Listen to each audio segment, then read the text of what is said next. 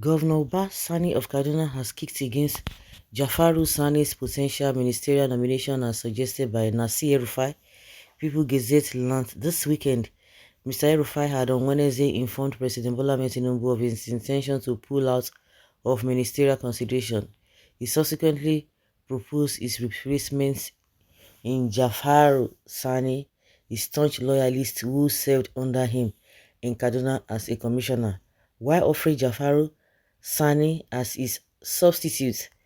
Mr. Elrufai told the president that he had informed Governor Sani about the choice and both parties had agreed. The Gazette reported on Friday the former governor himself afterward departed for Egypt. But Governor Sani rushed back from a trip to London on Thursday evening to tell Mr. Tinubu at the State House that he was not in agreement with Jafaru as a replacement minister for Mr. Elrufai from Kaduna. Per sources familiar with the conversation, he has now told the president to expect another name. He source under anonymity to discuss the matter. He complained that Jafaru Sani has no political relevance in Kaduna and has been too loyal to Elrufai. Too loyal to Elrufai. You know they loyal to Elrufai. The developments could open yet another flank in the political battle involving Mr. Elrufai, who said he decided to withdraw from ministerial nomination because he was incensed by a gang-up against him, which the president did not do enough to communicate with him. The attack against Mr. Elrufai has been championed with the State House by National Security Advisor Nuhu Ribadu, the Gazette was told. Mr. Ribadu authorized a controversial security dossier that accused Mr. Elrufai of violence and corruption. Mr. Elrufai has a history of condoning leather violence, making inflammatory statements to reel up ethnic and religious members, and was relentlessly accused of corruption as Abuja minister and Kaduna governor. He also deployed state resources to silence journalists and critics, a behavioral pattern that polarized opinions even among Nigerian literary elites that he had long courted.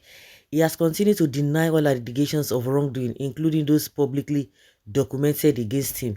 Still, the credibility of the so-called security report was immediately doubted by Nigerians after the same national security establishment cleared Nyesom Wike, a notoriously violent and corrupt former governor of Rivers State, who brazenly rigged the outcome of the presidential election in a state for Mr. Tinubu. The purported security reports also failed to flag the nomination of Abubakar Bagudu, a thief who laundered billions of public dollars for late dictator Sani Abacha. A large chunk of Mr. Bagudu's loot remained tucked in several jurisdictions abroad, while authorities in the United States and Britain are still tracing and confiscating hundreds of millions of dollars from the former Kebbi governor. But Mr. Elrufai's fate was not the first time a so-called security report would be drafted by the State Security Service to counter the nomination of a presidential nominee. Although for other roles other than ministerial designation, in 2016 the SSS wrote two different security reports for and against Ibrahim Magu's nomination. Yeah, I remember that, as the chairman of Anti-Graft Office EFCs, causing nationwide confusion and mortifying then President Muhammadu Buhari. Mr. Tinubu was widely expected to run a less rudderless administration until the confirmation of Mr. Elrufai, who had been gearing to take charge of Nigeria's moribund power sector, was deferred by the Senate over public complaints. But Mr. Elrufai held Mr. Tinubu responsible for the botched nomination, telling the president to his face during the Wednesday meeting that they appeared born out of a burden animosity. The Gazette reported it was unclear how the president responded. Mr. Elrufai said he was willing to continue rendering support for the administration from outside, and his backing of Jafaru Sani was widely seen as an exertion of influence over Kaduna politics. He had used that influence to make Uba Sani as his successor governor in March, after previously helping him to get into the Senate. But with Governor Sani now pushing against Jafaru Sani, Mr. Elrufai could find himself simultaneously beating back political assaults in Abuja and Kaduna, his source said. Mr. Elrufai and Sani did not answer calls from the Gazette on Saturday afternoon. Jafaru Sani's telephone was switched off on Saturday afternoon, and a text message seeking comment did not even deliver.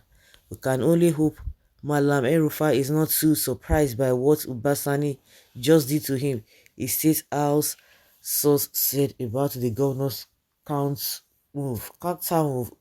They clearly have some unresolved issues between them. You see, I don't understand what El-Rufai is saying. Who is Jafar Osani? No, he's still loyal to what's it called? El-Rufai. Really? Reasonable people know the right thing to do. El-Rufai is under a complex trial moment. He may regret being a governor. Now his close associates are rejecting him as if he was caused by God. What an ordeal! Part 2 drama. We just dey watch una. Good news, I support your excellency. And why should they watch them? Forget all this drama. Forget all this drama. We know their time. So guys, let's say your opinion and have your take on this.